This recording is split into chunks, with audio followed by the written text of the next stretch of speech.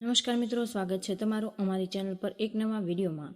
મિત્રો, તમારા અદૃશ્ય દુશ્મનોથી પરેશાન છો તો મિત્રો તમે સમજી નથી શકતા તમારી પાછળ કોણ પડ્યો, સાવધાન। તો મિત્રો, તમારા દુશ્મનોને દિવસે તારા દેખાઈ જશે। તેઓ તમારી સામે આવીને દયાની ભીખ માંગશે અને ઘૂંટણે આવીને માફી માંગવા મજબૂર થઈ જશે। તમારી શાંતિ અને પ્રગતિમાં અવરોધ બનનાર દરેક શત્રુ તમારી શક્તિ જોઈને કાપવા લાગે।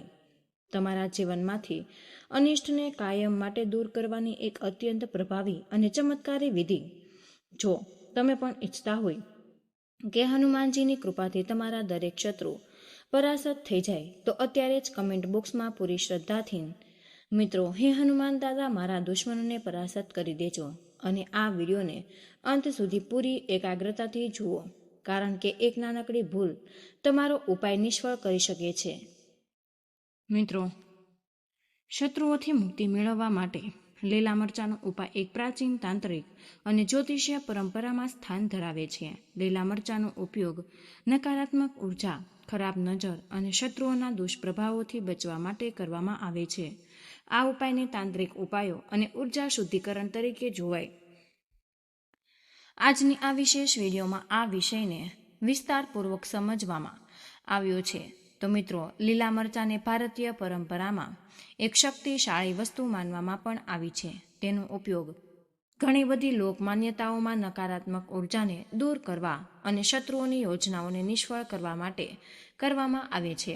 લીલા મરચાંની તીવ્ર ઉર્જા અને તેની પ્રબળ ગંધ એવી માનવામાં આવે છે કે ખરાબ શક્તિઓને દૂર ભગાડવામાં સહાયક બને છે। મિત્રો, વિડીયોના અંતમાં અમે લીલા મરચાં સાથે જોડાયેલા કેટલાક નાના પણ ચમત્કારી ઉપાયો પણ જણાવીશું, જેમને અપનાવીને તમે તમારા જીવનમાં શત્રુઓથી છુટકારો મેળવી શકો। તો મિત્રો, વિડીયોનો મહત્વપૂર્ણ છે તો ધ્યાનથી સાંભળો અને અંત સુધી બન્યા રહો।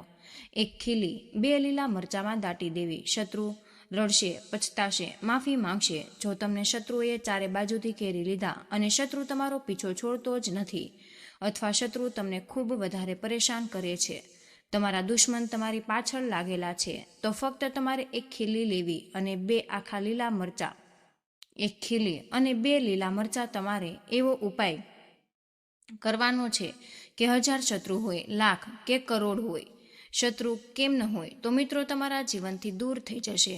તમને ક્યારેય પરેશાન કરશે જ નહીં। તમારું કોઈ પણ કામ, કોઈ પણ કાર્ય બગાડી નહીં શકે। તો શત્રુ મુક્તિનો એવો અચૂક ઉપાય આજના વિડીયોમાં અમે તમને જણાવવાના છીએ કે શત્રુ બેસીને રડશે, પછતાશે અને માફી માંગે, મતલબ તેમની જે શત્રુતાવાળી બુદ્ધિ છે તે જ તેમના જીવનથી દૂર થઈ જશે અને પછી તમારી સાથે તો શું, કોઈની સાથે શત્રુતા નહીં કરે। હવે જુઓ, શત્રુ જે છે તે આજના સમયમાં બનવા ખૂબ જ સામાન્ય વાત છે। શત્રુ બને કોના? 2 લોકોના શત્રુ વધારે બને। એક તો તે લોકોના જે પોતાના જીવનમાં વધુ ધનવાન હોય અથવા જેમની પાસે પૈસા છે, બંગલો, ગાડી, પોતાનું ઘર, પ્રોપર્ટી, તે લોકોના શત્રુ ખૂબ જલ્દી બની જાય। અથવા તો જે પણ લોકો વેપાર પોતાનો કરી રહ્યા છે, કોઈ નવો બિઝનેસ શરૂ કરી લીધો છે, કંઈ પણ જો વ્યક્તિ સારું કરી રહ્યો હોય તો પોતાની મહેનતથી કરી રહ્યો છે, તેના શત્રુ બની જાય। બીજા લોકો તે જે ખૂબ જ જેમની પાસે થોડા ઘણા પૈસા હોય અથવા થોડી ઘણી જમીન જાયદાદ છે, જે લોકો વધારે મજબૂત નથી, કારણ કે ક્યાંક ને ક્યાંક નબળા લોકોને પણ શત્રુ દબાવે છે। યા તો તે ખૂબ પૈસાદાર દબાવશે અથવા એક નબળાને દબાવશે। નબળાને સામેથી દબાવે અને પૈસાદારને સામેથી નથી દબાવી શકતા તો ગુપ્ત રીતે તેમની સાથે શત્રુતા કરે।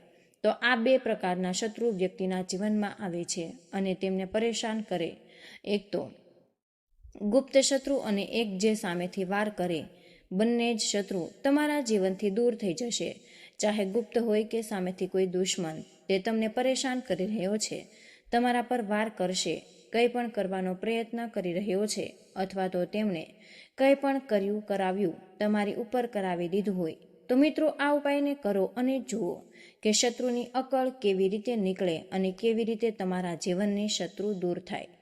ઘણીવાર એવું થાય કે કેટલાક સારા લોકો હોય છે, ભલા લોકો હોય, જે સામેથી વ્યક્તિ પર વાર નથી કરી શકતા, કારણ કે કોઈ જો શત્રુ છે તો આપણે તો તેની જેમ નથી બની શકતા ને।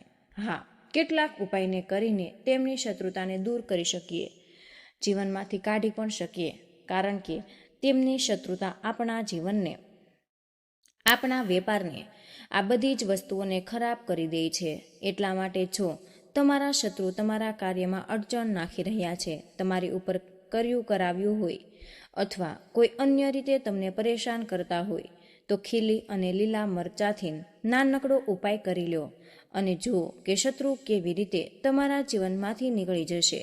આમાં જો તમને તમારા શત્રુનું નામ નથી ખબર અથવા તો એ પણ નથી ખબર કે કયો શત્રુ છે અથવા તો એ પણ નથી ખબર કે કેટલાક શત્રુ છે, ત્યારે પણ તમે આ ઉપાયને કરી શકો. પુરુષ પણ આ ઉપાયને કરી શકે છે, સ્ત્રીઓ પણ આ ઉપાયને કરી શકે. તો ચાલો હવે આપણે વાત કરીએ ઉપાય કેવી રીતે કરવો, કયા સમયે કરવો, કયા દિવસે કરવો. તો વિડીયોમાં આગળ વધીએ, ઉપાયની વાત કરીએ તે પહેલાં જે લોકો બાલાજી મહારાજના સાચા ભક્ત છે તે સૌથી પહેલાં વિડીયોને લાઈક કરી અને ચેનલને સબસ્ક્રાઈબ કરી લો, કારણ કે તેમની જ કૃપાથી આ વિડીયો તમારા સુધી પહોંચ્યો છે. બીજી વસ્તુ કે કમેન્ટ સેક્શનમાં તમે જયકારો જરૂર લગાવી દો, પૂરી શ્રદ્ધાથી જય બાલાજી મહારાજ લખી દેજો, જેથી બાલાજી મહારાજ જલ્દીથી જ જલ્દી તમારી દરેક મનોકામના પૂર્ણ કરે. મિત્રો, તમારા બધા કષ્ટને હરી લે. તો ચાલો હવે આપણે વાત કરીએ ઉપાયને કેવી રીતે તમારે તમારા શત્રુઓની બચાવવું, તેમને તમારા જીવનમાંથી કાઢવા. તો ગુપ્ત શત્રુ હોય કે સામેથી કોઈ તમને પરેશાન કરતા હોય, લીલા મરચાં અને ખીલીનો આ ઉપાય કરો અને જુઓ કે શત્રુઓની તમારા જીવનમાં કેવી રીતે છૂટી થાય. હંમેશા માટે તમારા જીવનની શત્રુતા નીકળીને દૂર થઈ જશે. તો ચાલો વાત કરીએ ઉપાયને કરવા માટે તમારે કઈ કઈ વસ્તુ લેવી અને આ ઉપાયને કયા સમયે કયા દિવસે કરવો. તો મિત્રો, આ ઉપાય તમે કોઈ પણ દિવસે કરી શકો છો. આમાં તમારે દિવસ નથી જોવાનો કે આ દિવસે કરશો, કોઈ પણ દિવસે તમે આ ઉપાયને કરી શકો છો. હવે આપણે વાત કરી લઈએ વસ્તુઓની. સૌથી પહેલા 2 આખા લીલા મરચાં લેવા. લીલા મરચાંનો મતલબ છે કે સુકાયેલા લીલા મરચાં તમારે નથી લેવાના, એકદમ તાજા લીલા મરચાં તમે લઈને આવો.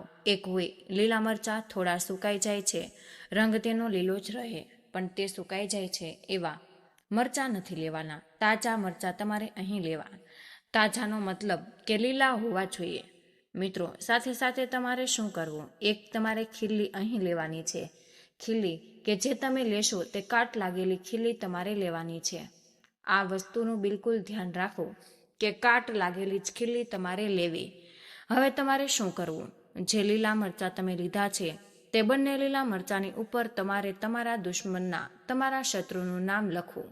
જો નામ ખબર છે તો હવે માનો કે તમને નામ જ નથી ખબર, અથવા તમારા ગુપ્ત શત્રુ છે, હવે જાણતા નથી શત્રુ કેટલા છે એ પણ નથી જાણતા, કોણ છે અથવા કોણ નહીં. આવા ગુપ્ત શત્રુ વિશે તો કોઈ પણ વ્યક્તિને ખબર જ નથી હોતી.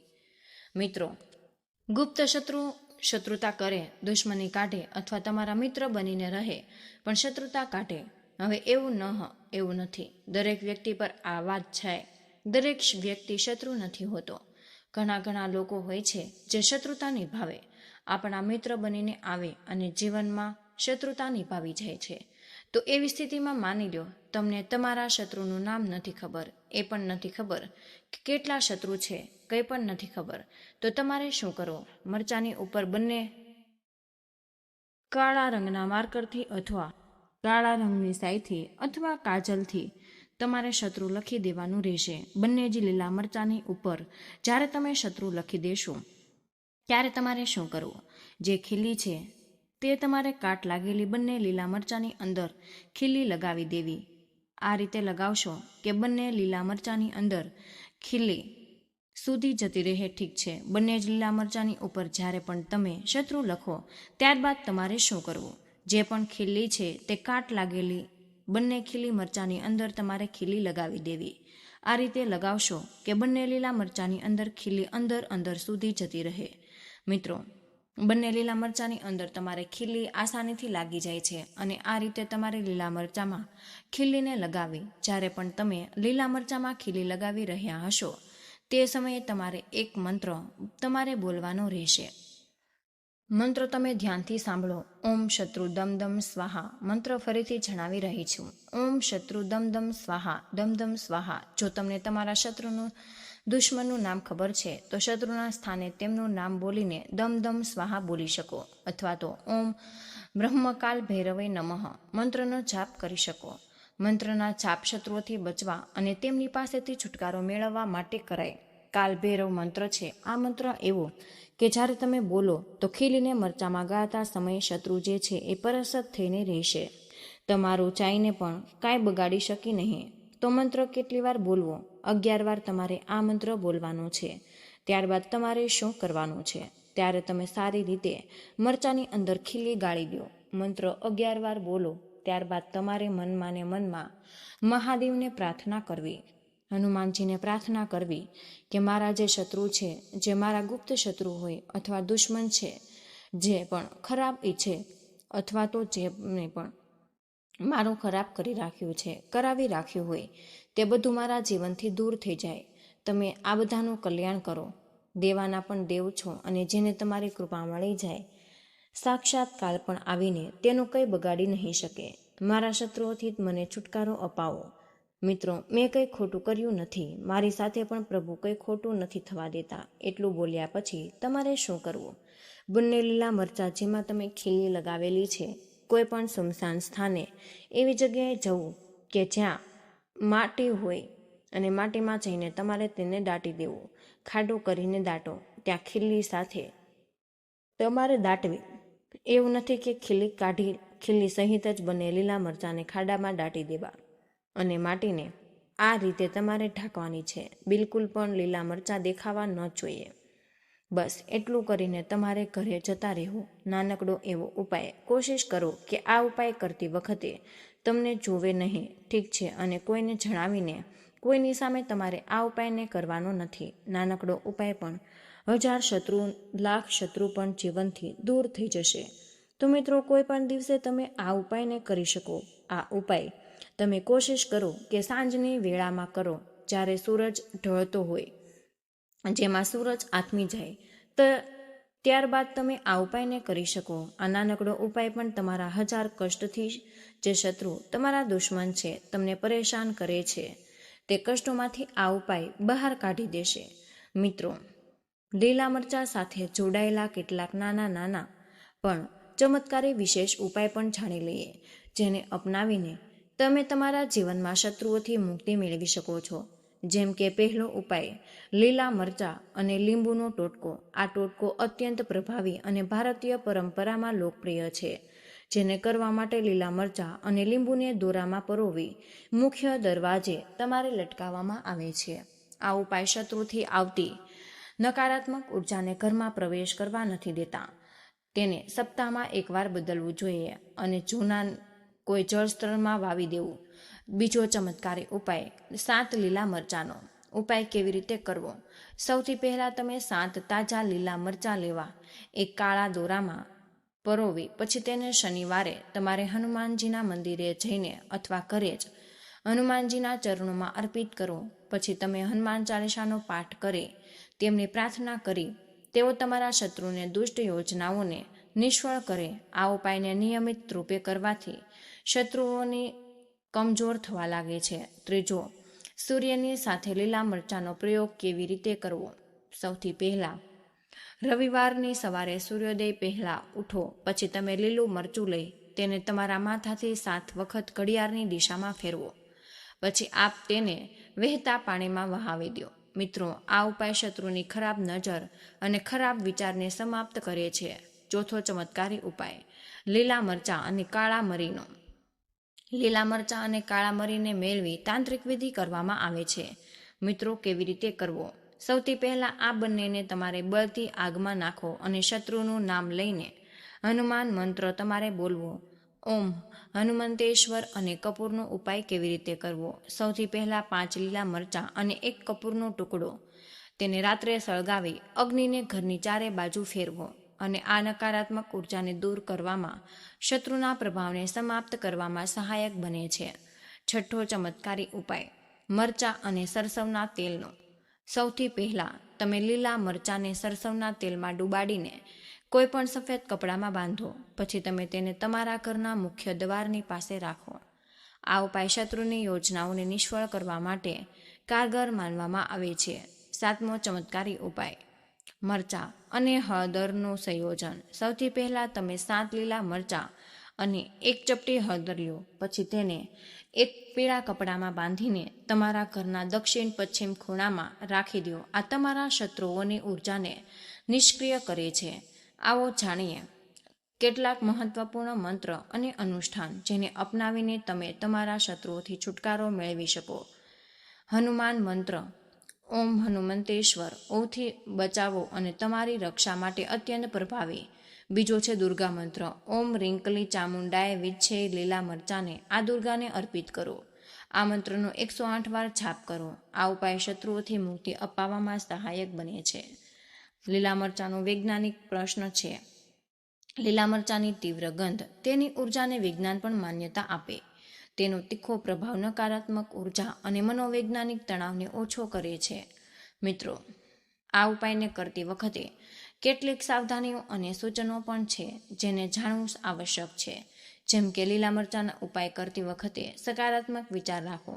જો કોઈ ઉપાય કામ ન કરે તો કોઈ પણ અનુભવી તાંત્રિક કે જ્યોતિષીની સલાહ લ્યો.